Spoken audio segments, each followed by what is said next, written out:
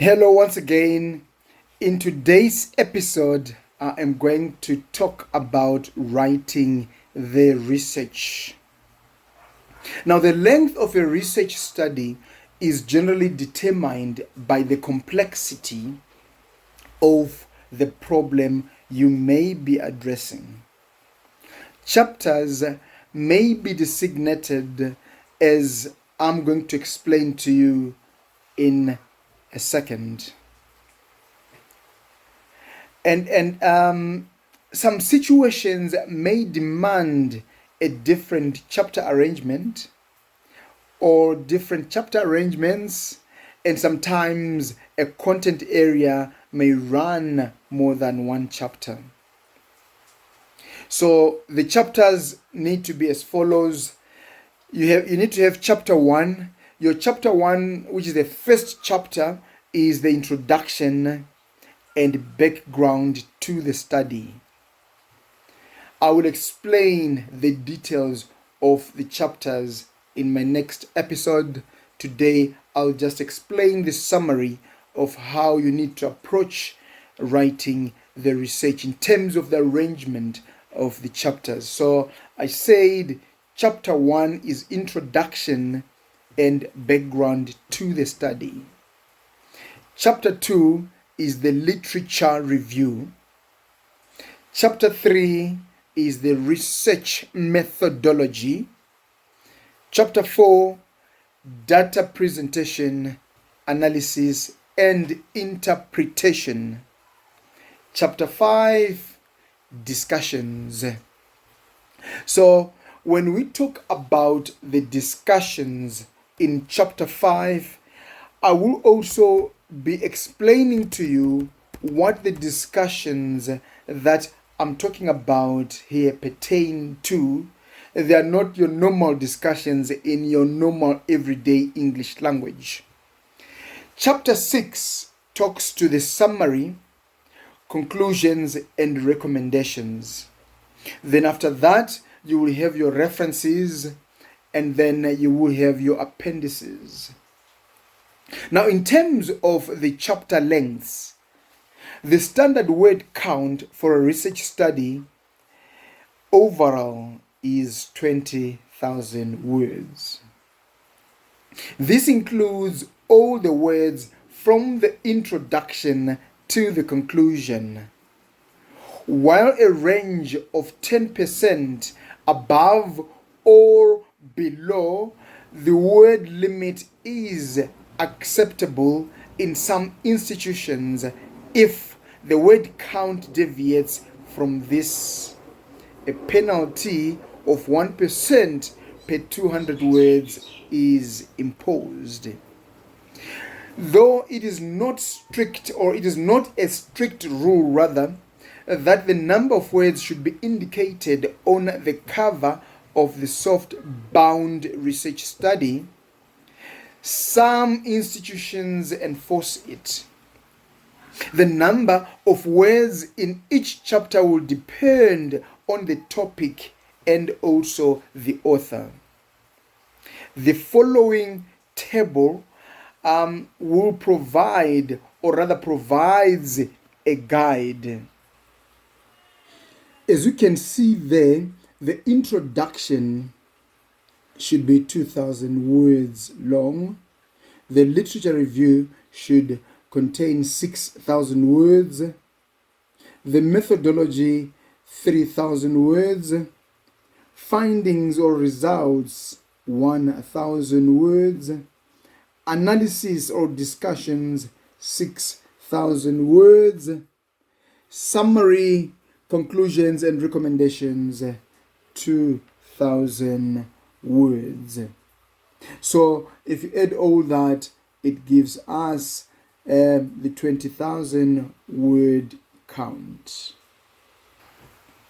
So if we were to look at the percentage coverage of each section, or the percentage contribution of each section to the main thesis or to the main dissertation, the introduction covers 10% of the thesis, and in terms of pages, it should consist of 20 pages. Whereas the literature review should cover 30% of the thesis, and the number of pages will be 60. The methodology will cover 15% of the whole or the entire thesis, and it will consist of 30 pages. The findings or results will consist, or rather will cover 5% of the entire document, and the number of pages will be 10 or must be 10. The analysis or discussions covers 30% of the whole document or the whole thesis or dissertation, and number of pages will be 60. Summary, conclusions, and recommendations must cover 10% of the whole thesis or dissertation, and the number of pages must be 20. So in terms of the words total number of word count should be 20,000. Percentage obviously is 100 if we are to add all the percentages that I've just spoken about. And in terms of the number of pages must be 200 pages. So here I'm talking about a dissertation, rather, that is a doctoral dissertation. Now, for other areas, for instance, if we were to look at the dissertation or the thesis at master's level, the word count will be a bit lesser or lower than 200. If we are looking at the word count for someone who's doing an honors degree or an honors thesis, the word count should also be much lower or much lesser.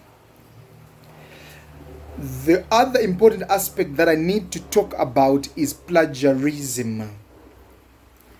Now, what exactly are we talking about? And we're talking about plagiarism. And this is the section that gets most students or many students confused. And not only students, but also professionals that are writing research papers. They actually get to really be frustrated by the issue of plagiarism. The research study is a presentation of the student's own academic work and contribution to the larger pool of human knowledge. It gives evidence of the student's knowledge of their field of specialization, ability, or their ability to interact with the work or relevant experts duly cited and credited, and their ability to contribute to the creation of new knowledge in a specific scholarly discipline. As in any academic work, plagiarism is a serious offense and is to be meticulously avoided. Plagiarism is using another person's words or ideas without giving credit to the other person, or fraud that occurs when a researcher steals the ideas. We're talking about stealing here, and I'm putting the word stealing or steals in quotation marks. So when a researcher steals the ideas or writing of another, or uses them without citing the source. Sometimes students plagiarize without realizing it because they do not understand that citing another's work is part of the process of building one's own argument, or simply because they do not know the proper way of giving credit to another author. It is quite a very serious offense in terms of scholarly writing, so it needs to be meticulously avoided. This, what we have just covered, or what I've covered, talks to the whole research writing, and it will assist you when you are writing your research. Thank you so very much, and all the very best.